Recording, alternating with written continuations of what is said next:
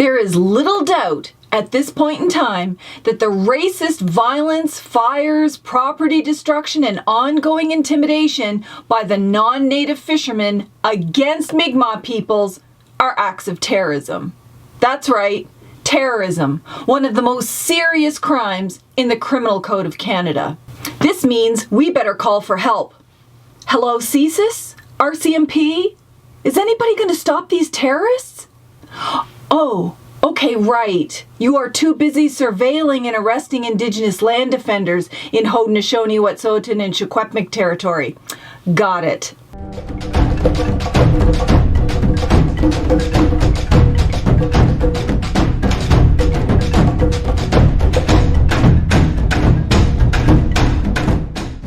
In my last video, we talked about the many reports of non-native fishermen chasing and ramming boats, shooting flares at Mi'kmaq fishers, cutting Mi'kmaq lobster traps, and destroying boats and gear.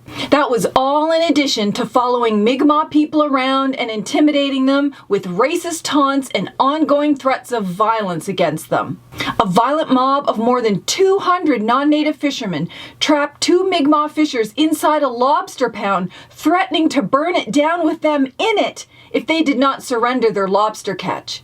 And right after that, the lobster pound was broken into, the lobster was destroyed, and a van was burned down. Since my last video, the non-native fishermen have escalated their violence against Mi'kmaq peoples. A lobster pound was burned to the ground, they destroyed vehicles, Sipekne'katik Chief Sack was assaulted, and the social media feeds of some of these fishermen is filled with racism, hatred, and more threats and violence, including the digging of 6-foot holes to put Mi'kmaq people in. There are also numerous reports of local businesses continuing to deny services to Mi'kmaq fishers, including selling bait or gear that Mi'kmaq people need to fish.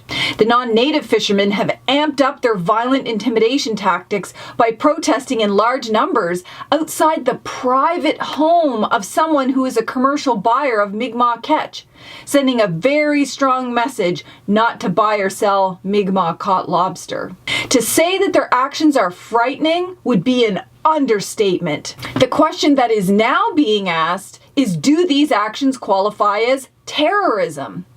Well, NDP leader Jagmeet Singh said in response to the violence of the non-native fishermen, "This is terrorism," and he's not the only one to feel this way. Indigenous Services Minister Mark Miller said that the Mi'kmaq had been terrorized by the ongoing racism, violence, criminality, and intimidation of the non-native fishermen. He also said that there needs to be a full investigation to determine the level of the rioting and intimidation tactics by these non-native fishermen. While some of the mainstream media have pegged this situation as a conflict or dispute between two sides, that is a gross mischaracterization of what's actually going on.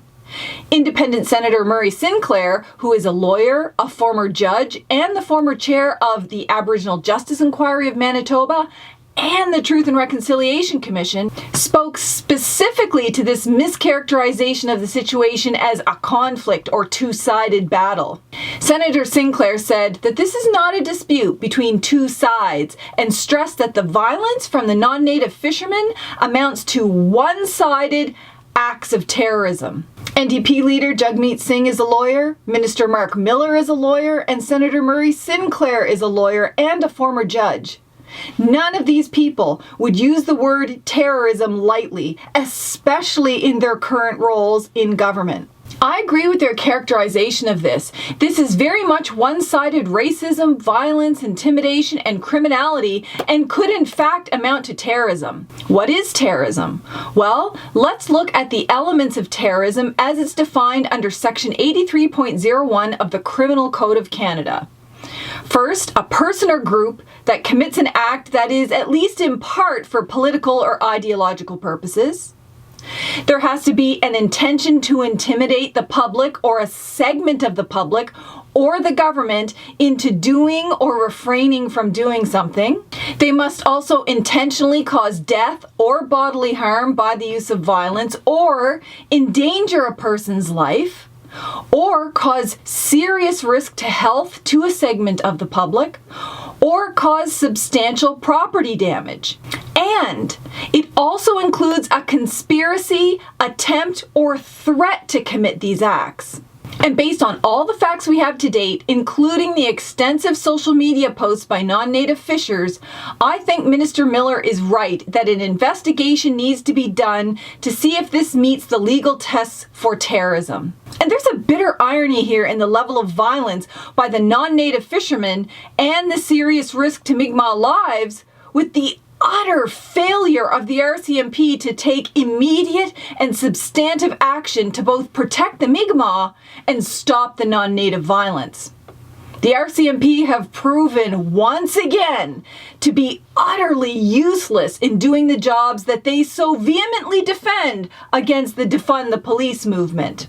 Mi'kmaq peoples have been subjected to racist violence for a month, and it's only now that the RCMP are shamed into taking some kind of action. So on the one hand, when Indigenous peoples peacefully defend our rights, we are labeled as terrorists. We're monitored and surveilled by RCMP, anti-terrorism units, CSIS, and even D&D. And this isn't new. The former Conservative Minister of Indian Affairs even called First Nations leaders threats to national security simply because they wanted their treaty rights respected. But no matter how much we try to negotiate or peacefully stand in defense of our rights, we as Indigenous peoples end up forcibly and violently removed from our lands and ultimately arrested by the RCMP.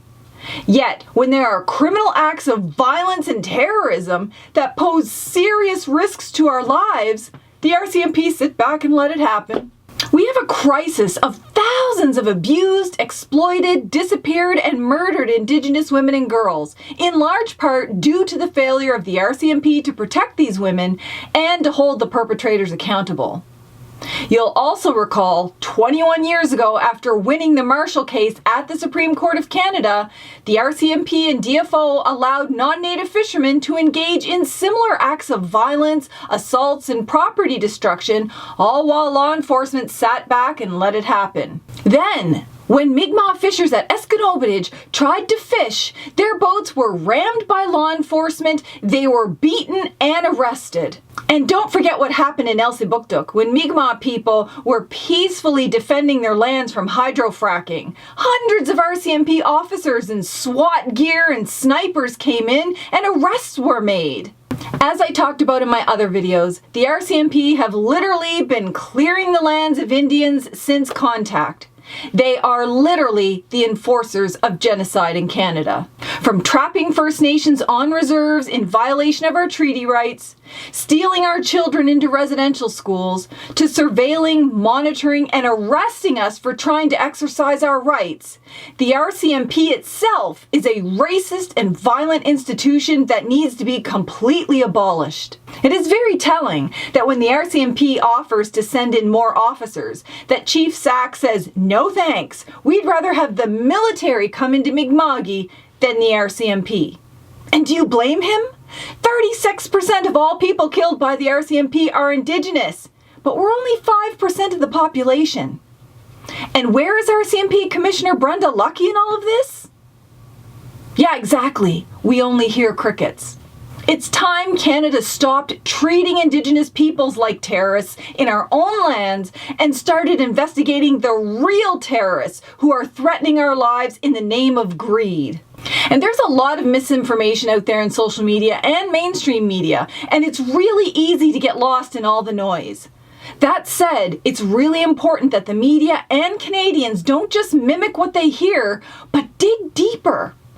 It's absolutely critical that we separate the actual facts from the hidden racism or dog whistles in people's statements. Dog whistles are words or phrases that sound innocuous or innocent, but have a hidden or more sinister meaning specific to groups of people. Take, for example, when farmers in Saskatchewan called on police to address rural crime. That phrase is well known to mean First Nations. Many of them argued that they had a right to kill Native people in the name of protecting their farm equipment. In Mi'kmaq, some of the dog whistles being promoted by the non-native fishers include feigned concerns about conservation. Conservation is a code word for conserving the fish for non-native fishers.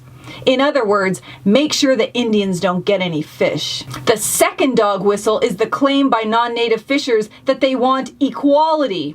But equality here is code word for no native rights. They refuse to accept that they live on and benefit from Mi'kmaq lands and resources, which were never surrendered and are subject to many treaties.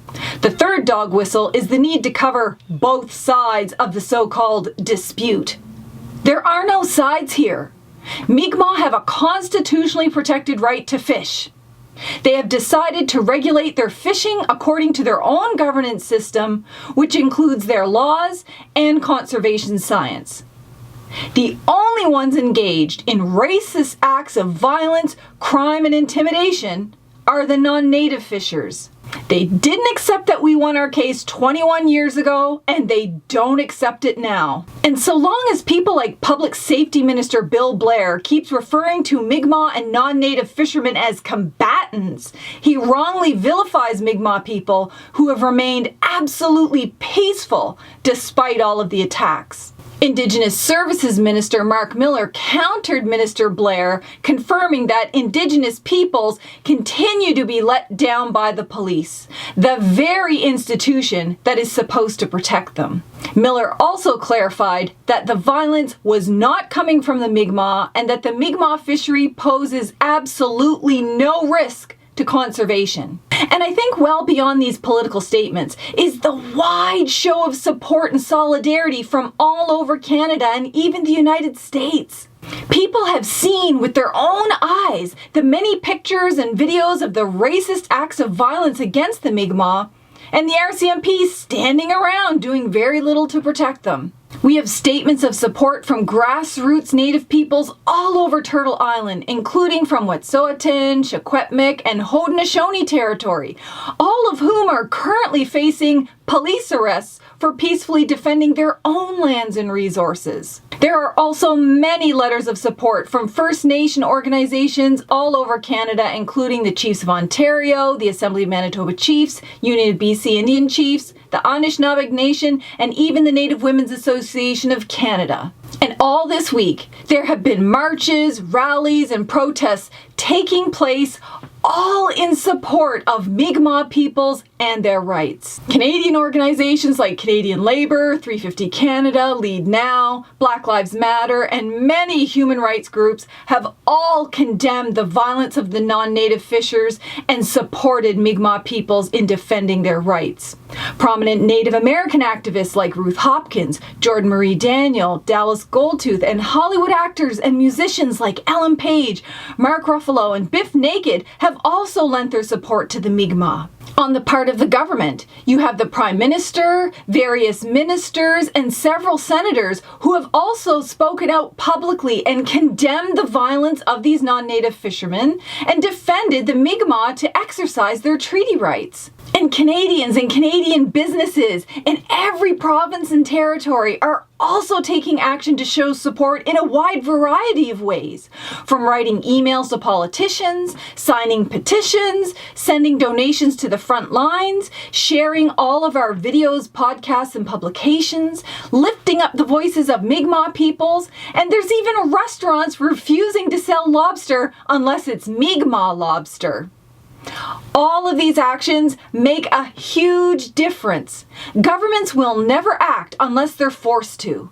And in this case, the people of Turtle Island, the real governing power, have come together to support the Mi'kmaq, and that has made the world of difference. Thank you. This affects me personally. Mi'kma'ki is my home, where I was raised and where I raised my own children, and where all of my ancestors lie. It's the home of my family, all of my extended relations, my friends, and my nation. Your support helps protect our rights and keep our people on the ground safe. In the words of Sipekne'katik Chief Michael Sack, while the racism is disappointing in this day and age, we will carry on. Thank you for watching, listening, sharing, and taking action to support Chief Sack, Sipekne'katik, the members, and all Mi'kmaq peoples. Till next time, stay alert, warriors.